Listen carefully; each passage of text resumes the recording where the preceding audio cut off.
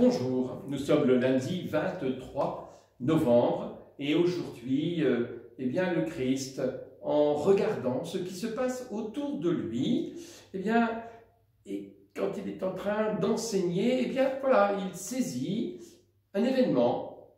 Parfois c'est une question, parfois c'est une rencontre. Et là, Jésus regarde. Il regarde des personnes qui donnent au trésor du temple. C'est-à-dire c'est le denier de l'Église, c'est la quête du dimanche, c'est-à-dire qu'on donne les moyens au temple d'assurer le service religieux, comme vous donnez vous aussi à la quête du dimanche et aussi au denier de l'Église et parfois des dons supplémentaires. Eh bien à l'Église, vous donnez les moyens de son action, de l'évangélisation. Et voilà qu'il y a des hommes qui donnent énormément d'argent. Voilà, ils ont donné sur leur superflu, dit Jésus. Rien d'extraordinaire à ça. Ça ne va pas changer leur vie, ça n'est pas vital, ça n'est pas un banco sur Dieu. Alors qu'il y a une petite vieille personne, une femme qu'on imagine veuve, c'est-à-dire elle est seule, elle est sans moyen de subsistance, elle est pauvre, et elle a quelques petites piécettes. Ces petites piécettes, c'est sa subsistance, c'est sa survie, c'est son viatique d'une certaine manière. Et voilà qu'elle donne ce viatique, voilà qu'elle donne cet argent au trésor, c'est-à-dire qu'elle mise sa vie sur Dieu. Et elle sait que, en faisant confiance en Dieu, en donnant tout à Dieu, eh bien, elle aura, et elle a déjà la vie de Dieu, la vie en Dieu, avec elle et en elle. Cette petite femme est pour nous vraiment un exemple extraordinaire. Sainte Jeanne d'Arc aurait dit « Dieu premier servi ».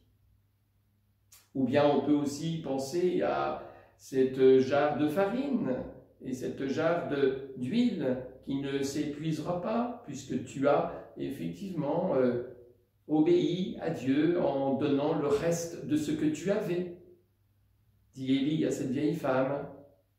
Oui, la question qui nous est posée aujourd'hui, c'est est-ce que Dieu c'est juste une option de temps en temps dans ma vie? Est-ce que c'est un rajout? Est-ce que c'est une habitude? Est-ce que c'est parce que c'est comme ça? Est-ce que c'est parce que c'est vital?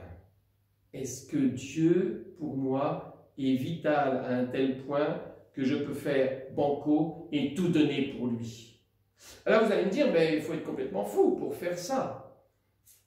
Eh bien, le Seigneur nous dit, oui, que ce qui est sagesse pour les hommes est folie pour Dieu, et ce qui est folie pour les hommes est sagesse pour Dieu.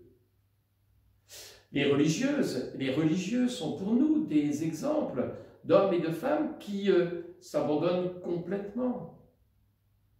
Il y a aussi autour de nous des exemples de personnes qui font une confiance totale en Dieu. Les ordres mendiants, par exemple. Les ordres mendiants, je pense aux sœurs Sainte-Claire de Cormontreuil. Elles vivent essentiellement des dons qu'on leur fait. Et si quelqu'un passe derrière en disant « j'ai besoin de quelque chose », sans aucun problème, elles vont redonner parce qu'elles savent que ayant mis leur confiance en Dieu, Dieu ne les abandonnera pas. Alors l'interpellation est forte aujourd'hui. Le Seigneur nous dit, et toi? Est-ce que tu es prêt à faire banco sur Dieu? Est-ce que tu es prêt à lui faire confiance totalement? Est-ce que tu es prêt à prendre la parole de Dieu à la lettre? Est-ce que tu es prêt à donner à Dieu l'essentiel de ta vie?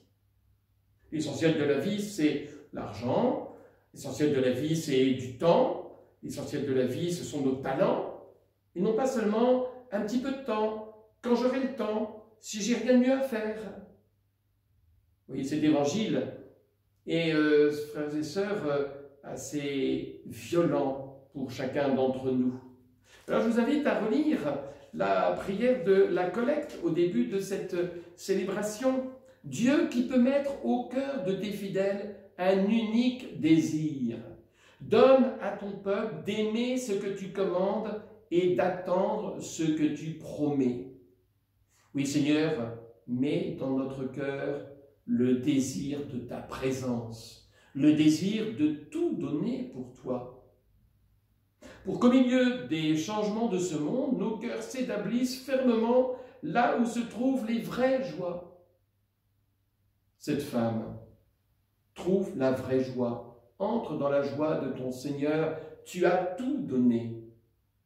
Alors que les autres qui ont donné beaucoup d'argent, et souvent pour se faire voir dans le temple, eh bien, ont eu une joie éphémère, humaine, mondaine, celle d'être montré du doigt en disant « il est généreux ». Tu as déjà ta récompense. Alors que si tu le fais dans le secret, et si tu donnes tout à Dieu, alors ta récompense sera grande dans les cieux. Cette femme le sait, cette femme le vit.